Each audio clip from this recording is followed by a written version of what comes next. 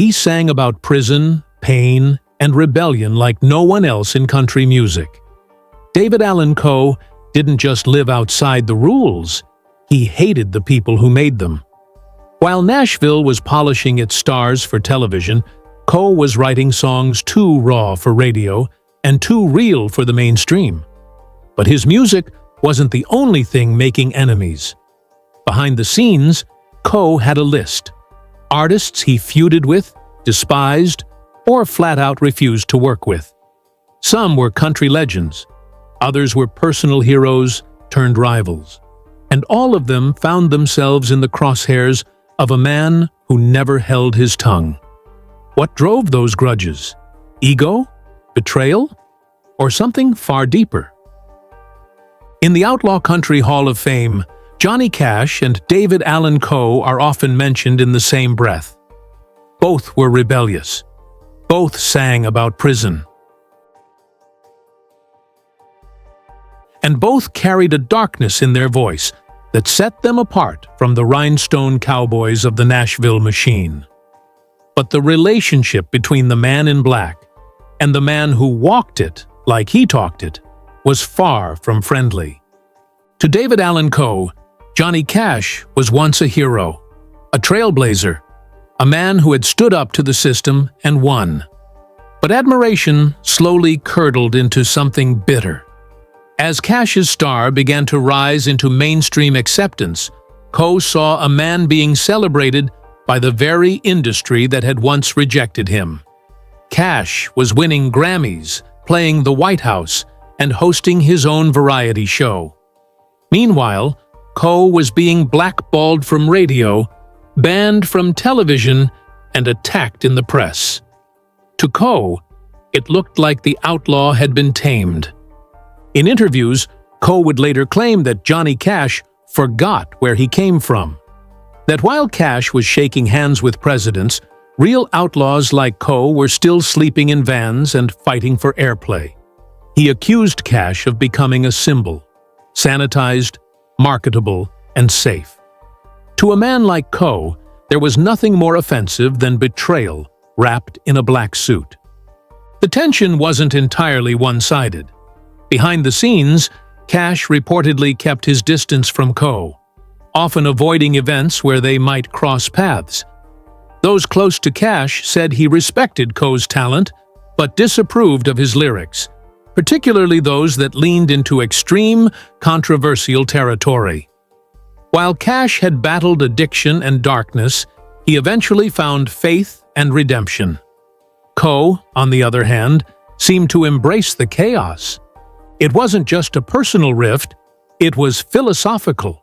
Cash believed in using music to uplift the downtrodden. Coe believed in saying the quiet parts out loud, no matter how offensive, messy, or damning they were. In the end, their feud wasn't about fame or competition. It was about identity, about what it meant to be an outlaw, and who had the right to wear that label. To fans, the idea of Coe criticizing Cash was sacrilege. But to Coe, it was necessary. In his eyes, being real meant being raw, even if it meant hating the man who once inspired you. And in that hatred, there was heartbreak. But he didn't hate Johnny Cash like the next one, Waylon Jennings. They were supposed to ride together. Two rebels, two voices too raw for the Grand Ole Opry.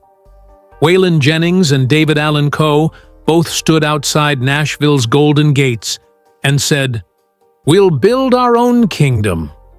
For a while, it looked like they would. The outlaw country movement was born from their rejection of industry control, their refusal to be told what to wear, what to sing, or how to live. But what started as a brotherhood soon fractured into one of country music's coldest rivalries. In the early 1970s, Coe was clawing his way into the outlaw circle, while Waylon was already wearing the crown. Jennings had hits, respect, radio play, and he was carving a new sound, gritty, soulful, and defiant. Coe admired him, even looked up to him. But admiration has an expiration date, especially when one outlaw feels overshadowed by another. According to Coe, the turning point came when Jennings started to play the game.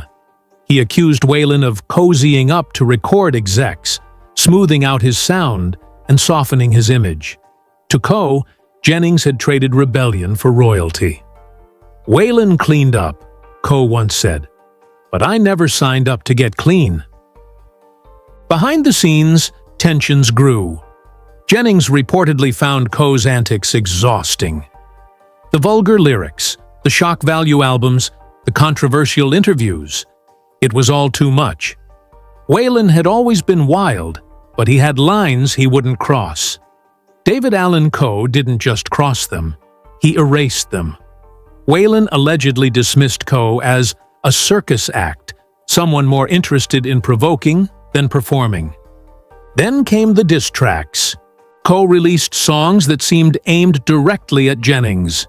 Subtle jabs about fake outlaws and radio cowboys.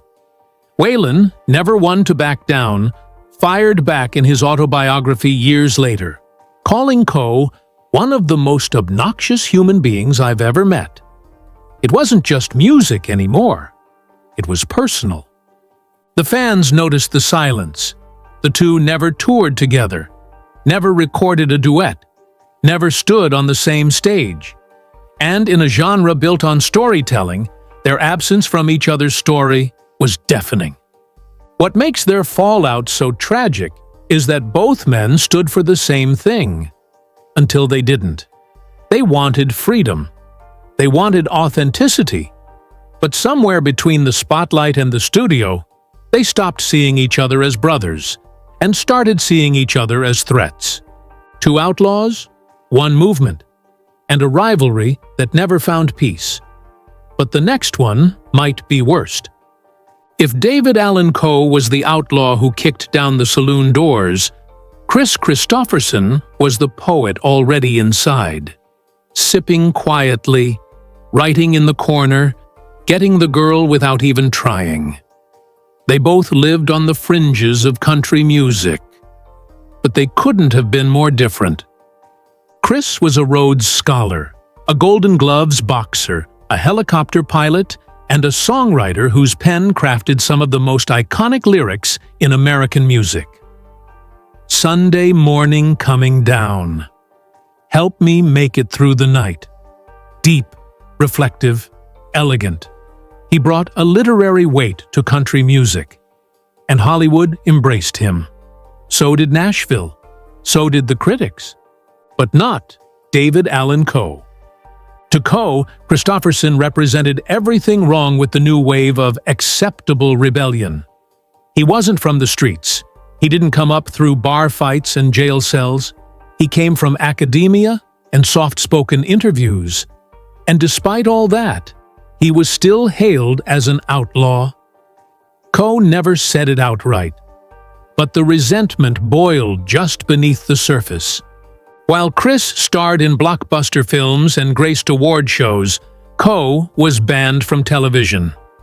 While Kristofferson accepted accolades with grace, Coe released underground albums laced with profanity and fury. To Coe, it seemed like there were two kinds of outlaws, the kind the industry celebrated and the kind they buried. In a rare interview, Coe once mocked country poets who wear cologne and talk about sadness like it's a science project. It was a thinly veiled jab. Everyone knew who he meant. Kris never fired back. He didn't have to. His silence said everything. And that only made it worse. Behind the scenes, Kristofferson's elegance irritated Coe the way a wound itches beneath the skin. To Coe, it wasn't just about success. It was about authenticity. He believed you couldn't write about pain if you hadn't lived it. And no amount of charm or critical acclaim could earn you that right.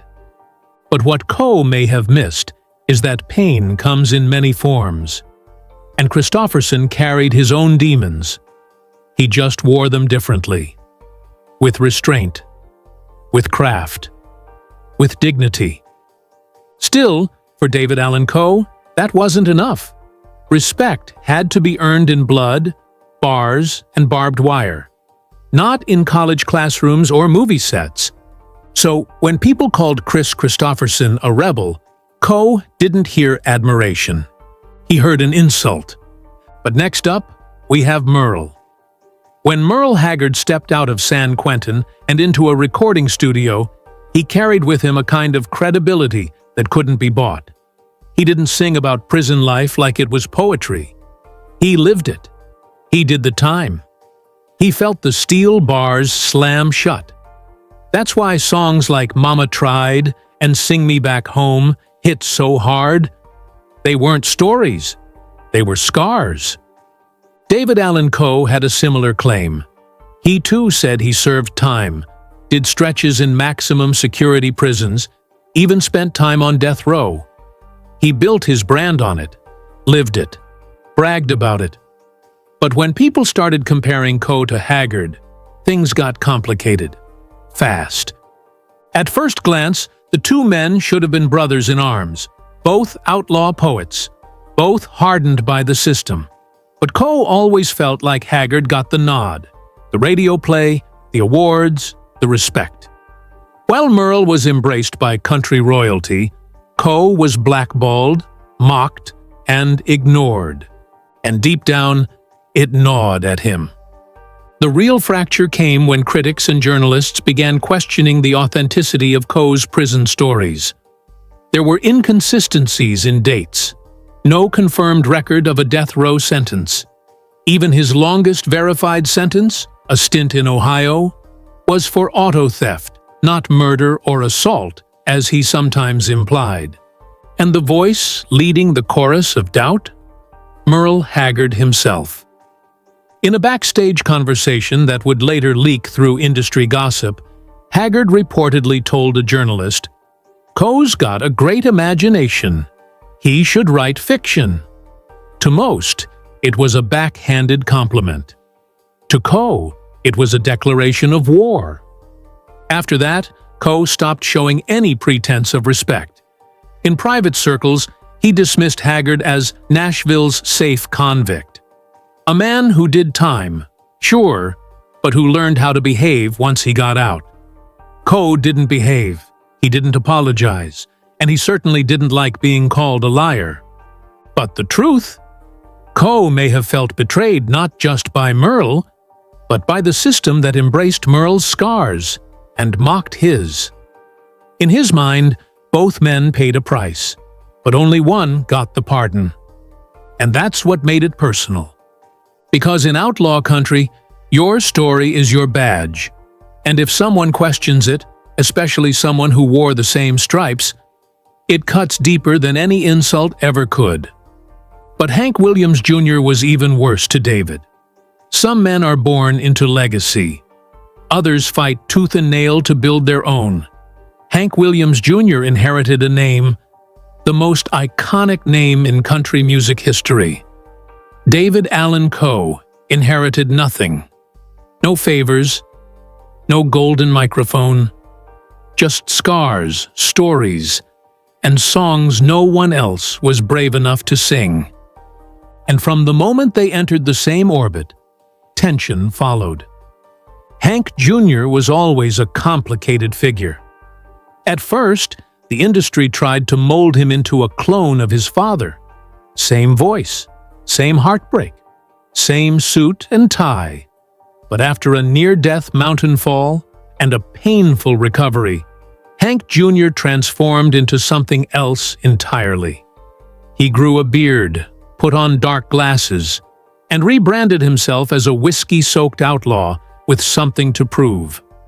To the public, it was a powerful rebirth. To David Allan Coe, it was cosplay. Coe never said it directly, but insiders knew how he felt.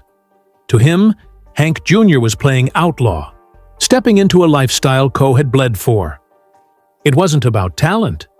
Coe respected that Hank could write and sing. It was about authenticity. Coe believed that Hank's outlaw image was carefully packaged by a machine built to profit off rebellion, not live it. The quiet grudge erupted into the public when Hank Jr. reportedly dismissed Coe's music as trash during a late 80s radio appearance.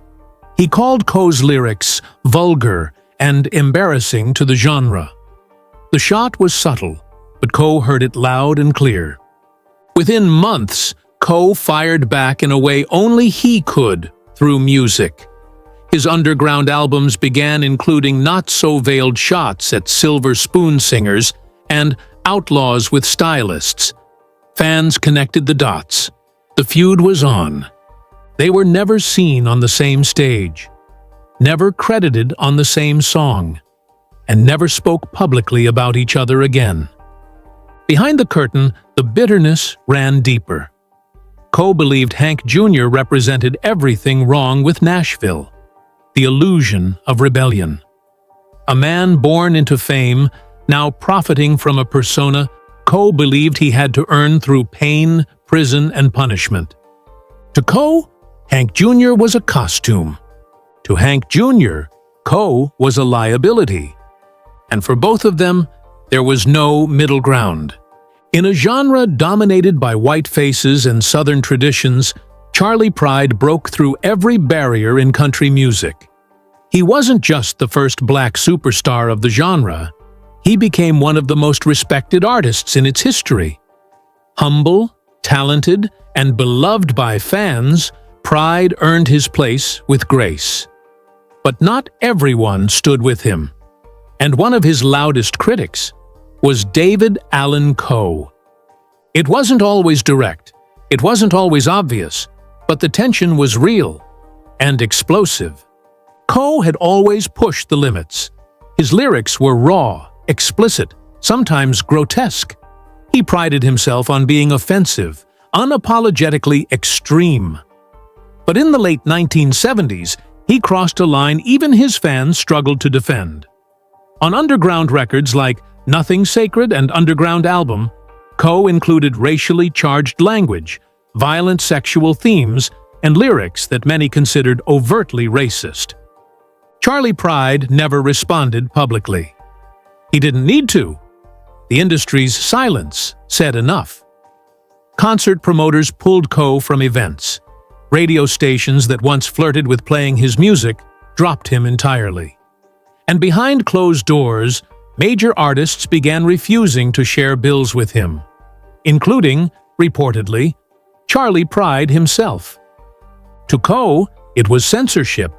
He claimed the songs were meant to be jokes, exaggerated satire not meant for mainstream release. But few laughed. Pride, who had fought for decades to earn respect in an industry that rarely welcomed him, was now expected to tolerate Coe's shock art. It was never about just one lyric. It was about the growing perception that Coe didn't just cross lines, he bulldozed them and then mocked those who were hurt. Charley Pride represented dignity, restraint, and progress. David Allan Coe represented chaos, confrontation, and rage. Industry insiders say the divide became personal. Pride reportedly told close friends he didn't want to be anywhere near Coe. And Coe, in turn, resented being branded a racist. He insisted he judged people by their truth, not their color. But the damage had been done. Words once written in the shadows now defined his public legacy. Whether Coe intended to offend or not didn't matter. In the court of country music, and in the eyes of Charley Pride, he had already lost the case. And in doing so, he divided the genre forever. Some musicians fight with rivals, some fall out with friends. But David Allan Coe? He declared war on the entire music industry. And it wasn't a quiet war. It was loud, bitter, and unapologetically public. While other country artists were shaking hands with executives, posing for magazine covers, and cutting deals with record labels, Coe was burning bridges before they were even built. He called out the Grand Ole Opry. He mocked the CMA Awards. And he made it clear that Nashville's polished brand of country music had no room for someone like him. and he wouldn't beg to be included. In Coe's mind, the industry was fake. It was full of politics, backroom deals, and smiling faces that stabbed you the moment you turned around. He believed the gatekeepers didn't care about truth, grit, or originality. They cared about sales, image, and conformity. And David Allan Coe refused to conform. It didn't take long for the consequences to arrive. His most radio-friendly tracks, "You Never Even Called Me By My Name," "The Ride," and "Mona Lisa Lost Her Smile," had chart success. But they were the exceptions. When Coe leaned into the raw material that made him infamous, the industry pushed back hard. Nashville executives blacklisted him. Festivals refused to book him. He wasn't invited to the award shows. Even artists who privately admired him kept their distance, because associating with Coe wasn't just controversial. It was dangerous for your career. And Coe didn't help his own cause. He recorded underground albums packed with explicit lyrics, racial slurs, and crude sexual imagery, daring anyone to censor him. He wore Confederate flags on stage, made offensive jokes in interviews, and openly insulted people he believed were phonies. He became radioactive. But even as the walls closed in, Coe stood tall. In his mind, he wasn't the problem. They were. He saw himself as a martyr for artistic freedom, a man willing to lose it all rather than bend the knee to corporate interests. He believed that real country music was about life's darkest corners: prison, addiction, betrayal, lust, and rage. And he was going to sing about it whether anyone liked it or not. Critics labeled him a provocateur, a self-saboteur, a disgrace to the genre. But to a certain breed of fan, David Allan Coe was the last true outlaw, a man who refused to be bought, tamed, or silenced. In an industry built on polishing rough edges, he sharpened his. The truth is, David Allan Coe didn't just clash with other artists. His greatest enemy was the machine itself. He saw the music industry as a rigged game, and he flipped the table every time someone tried to play him. And maybe that's why, to this day, he's revered and reviled in equal measure. Because love him or hate him, he never played their game. Time has a strange way of softening even the deepest wounds. The grudges that once fueled headlines and diss tracks eventually fade. But in the case of David Allan Coe, the scars he left on country music and the scars the industry left on him remain visible even decades later. Some of the men he feuded with are no longer alive: Johnny Cash, Waylon Jennings, Merle Haggard, Charlie Pride. They're gone now. But before their deaths, few, if any, ever publicly made peace with Coe. There were no reunions, no joint performances, no public apologies, just silence. And sometimes, silence says more than words ever could. Yet, ironically, in death, many of those same legends have been quoted acknowledging Coe's talent. Jennings once admitted he could write a hell of a song when he wasn't too busy trying to shock people. Even Merle Haggard told a friend off the record that Coe's track, "The Ride," was damn near perfect. These weren't endorsements. They weren't forgiveness, but they were something close to reluctant respect. To fans, Coe's music still resonates, especially the outlaw anthems that never made it onto mainstream playlists. His concerts, though less frequent now, are still filled with diehards who see him as the last of a dying breed. A living fossil from a time when country music wasn't afraid to get dirty. But the industry's stance hasn't changed much. He's still excluded from tributes, still ignored by award shows, still left out of country music documentaries. He's the ghost they don't mention, the outlaw they can't fully erase, but won't fully embrace. And maybe that's the final truth about David Allan Coe. He was never meant to fit. Not into Nashville, not into country radio, not into anyone's carefully crafted narrative. He wasn't the kind of artist who cleaned up well for interviews. He didn't play politics. He didn't care if he was understood. He only cared if he was honest. And that honesty, unfiltered, offensive, and unrelenting, is what carved his name in the dirt-covered roots of outlaw country. His enemies called him a menace. His fans call him a legend. But no one calls him fake. And in the end, that may be the only thing David Allan Coe ever wanted to be remembered for.